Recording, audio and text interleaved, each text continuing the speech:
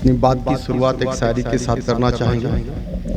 कुछ कर गुजरने का अरमान जिंदा है, कुछ कर गुजरने का अरमान जिंदा है, इस मातृभूमि के लिए अभिमान जिंदा है। ऐ मेरे देश के दुश्मनों कान खोल कर सुन लो, खून में आज भी दिल्ली का राजपूत चौहान जिंदा है, राजपूत चौहान जिंदा है। पृथ्वीराज सम्राट पृथ्वीराज जयंती समारोह में मंच पर उपस्थित परम आदरणीय श्री लालचंद चौहान जी, प्रदेश कार्यकारिणी समिति भाजपा। मंच पर उपस्थित राजकुमार चौहान जी पूर्व प्रत्याशी घोषित रहे हैं। मंच पर उपस्थित दिनेश चौहान जी पूर्व प्रत्याशी जिला पंचायत सदस्य, जो समाज के लिए 2 कदम चलने का काम हमेशा करते रहे। मंच पर उपस्थित भारत भीम जनार्दन चौहान जी जिला मंत्री भाजपा, और मंच की अध्यक्षता कर रहे वरिष्ठ भाजपा नेता श्री हरिहर चौहान जी।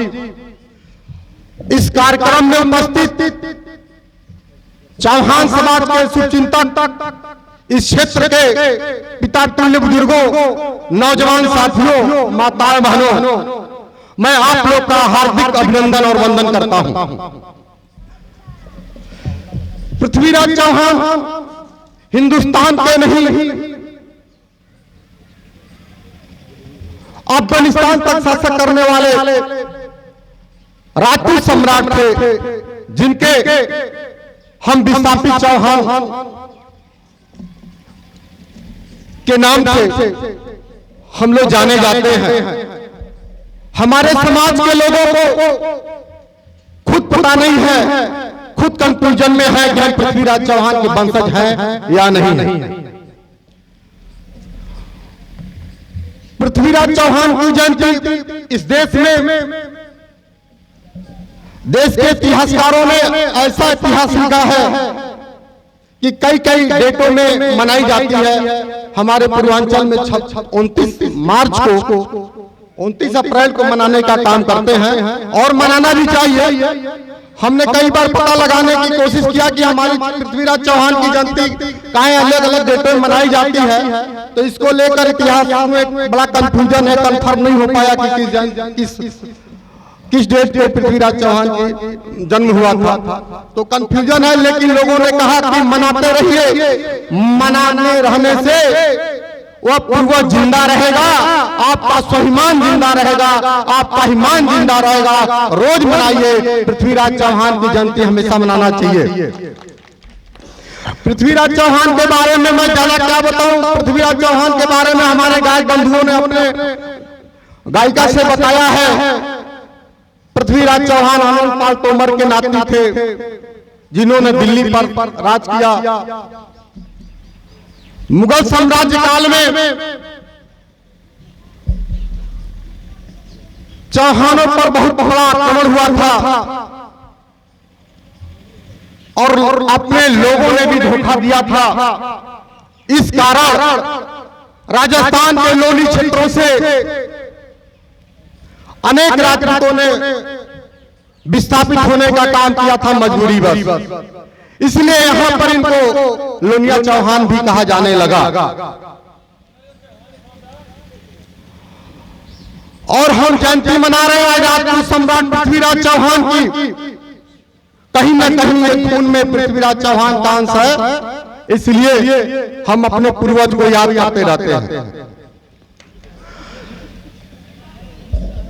साथियों, यहाँ पे राजनीति की बात नहीं करना है, और यह पृथ्वीराज चौहान जयंती समारोह है, और यहाँ की उपस्थिति देखकर बहुत तकलीफ भी है, पीड़ा भी है कि चौहान के गढ़ में आज चौहानों की उपस्थिति न होना ये बहुत ही पीड़ादायक, दुखदायक है।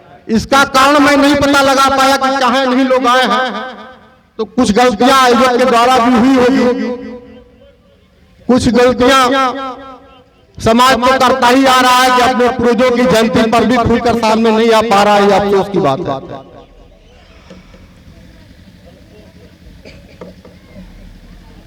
यहाँ पर और भी कुछ लोग उपस्थित माननीय होने वाले थे, अभी तक उनका भी पता नहीं चल पाया कि कहाँ रह गए। खैर, मैं अपनी बात बहुत बड़ी नहीं कहूंगा। इस कार्यक्रम में जितने लोग उपस्थित हुए हैं उनको मैं तहे दिल से आभार व्यक्त करते हुए पृथ्वीराज चौहान का एक बार नारा बुलंद करने के लिए, पृथ्वीराज चौहान अमर रहे, पृथ्वीराज चौहान अमर रहे। मैं ज्यादा बात करना नहीं चाहता हूं और ये चंद बातों के साथ अपनी बात विराम करते हुए आप लोगों का धन्यवाद।